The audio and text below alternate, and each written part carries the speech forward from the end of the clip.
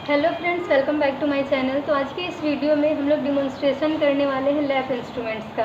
तो आजकल के टाइम में लैब इंस्ट्रूमेंट का बहुत ज़्यादा ही यूज़ है, यानी लैब सर्जरीज बहुत ज़्यादा हो रही हैं।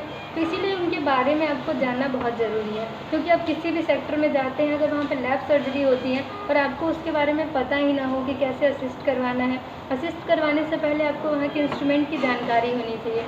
तो चलिए हम लोग अब एक एक करके सारे इंस्ट्रूमेंट के बारे में समझते हैं। सबसे पहले हम लोग समझेंगे वेरिस नीडल के बारे में। तो ये हमारा वेरिस नीडल है। तो वेरिस नीडल का काम क्या है, पहले इसके स्ट्रक्चर को देखते हैं, उसके बाद समझेंगे। तो ये वेरिस नीडल है जो कि स्प्रिंग लोडेड होता है। ये देखिए इसका स्प्रिंग कुछ इस तरीके का, तो ये स्प्रिंग लोडेड होता है। अगर इसका पार्ट देखें तो नीचे में होता है स्टिलेट, इनर स्टिलेट इसको कहते हैं। ये पूरा क्या है तो कैनुला है। यहाँ पे क्या होता है तो एक होता है आपका, ज़्यादा याद करना नहीं है, ऊपर लीवर होता है, नीचे में स्टिलेट होता है और ये जो है कैनुला है, ठीक। और एक फिक्सेशन रिंग होता है यहाँ पे, ये स्प्रिंग लोडेड होता है। तो इतनी जानकारी अब रखिए इसके पार्ट्स के बारे में। फिर है कि जो इसका काम है वेरिस नीडल का, वो है कि न्यूमोपेरिटोनियम क्रिएट करना। यानी कि ऑपरेशन कर रहे हैं तो अंदर के ऑर्गन्स भी तो विजुअलाइज होने चाहिए, दिखने चाहिए। तो उसके लिए क्या किया जाता है, पेट को फुलाया जाता है। पेट को फुलाने के लिए कार्बन डाइऑक्साइड यानी CO2 गैस का इस्तेमाल करते हैं। उसका इस्तेमाल इसलिए करते हैं क्योंकि वो जो होता है वो सॉल्युबल होता है। उसके सॉल्युबिलिटी के कारण यानी कि वो घुल जाएगा और बहुत ही आसानी से एक्सक्रीट आउट हो जाएगा, हमारे शरीर से बाहर भी हो जाएगा। और ये है कि ये नॉन कम्बस्टिबल होता है, यानी आग नहीं लगेगा, ज्वलनशील नहीं है, ठीक है। तो इसके कारण हम लोग CO2 गैस का यूज करते हैं। CO2 गैस से हम लोग न्यूमोपेरिटोनियम क्रिएट करेंगे, यानी कि पेट को फुलाएंगे जिससे अंदर के ऑर्गन्स अच्छे से दिख पाएँ। तो ये है हमारा वेरिस needle. Hello friends, welcome back to my channel. तो आज के इस वीडियो में हम लोग लैब इंस्ट्रूमेंट के बारे में समझेंगे। लैब इंस्ट्रूमेंट में हमारा जो था, एक वीडियो में हमने समझ रखा था वेरिस नीडल के बारे में। अब इस वीडियो में मेनली हम लोग समझेंगे ट्रोकार और कैनुला के बारे में।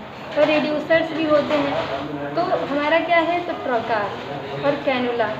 तो हम लोग को सबसे पहले कंफ्यूजन होता है कि ट्रोकार और कैनुला है क्या।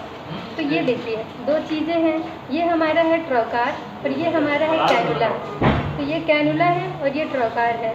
ये इसमें ऐसे जाता है, उसके बाद कहीं भी जैसे कि पेट में ऑपरेट होने वाला है, ठीक है, पेट का ऑपरेशन होने वाला है, तो हम लोग एक होल क्रिएट करते हैं कि इसका जो नोक है, ये देख रहे हैं शार्प है, इसके थ्रू वहाँ पे होल किया जाता है। होल करने के बाद ये जो ट्रोकार है उसका काम बस ये होता है कि ये होल करने में हेल्प करता है, ठीक है। उसके बाद जो भी होल है इस कैनुले का है। कैनुला इंसर्ट रहेगा, इसमें जो भी वर्किंग इंस्ट्रूमेंट्स हैं जैसे मैरीलैंड, ग्रास्पर, एल हुक और जितने भी इंस्ट्रूमेंट्स हैं वो इसके थ्रू इंसर्ट होते हैं अंदर में, ठीक है। तो ये हमारा ट्रोकार है और कैनुला है। तो ये ट्रोकार और ये कैनुला, इसमें कंफ्यूज होने की ज़रूरत नहीं है, ये दोनों का बहुत ही इंपॉर्टेंट रोल है। तो मेनली हम लोग जैसा कि जानते हैं कि कहीं भी अगर होल करना है तो उसके लिए शार्प ऑब्जेक्ट की ज़रूरत होगी।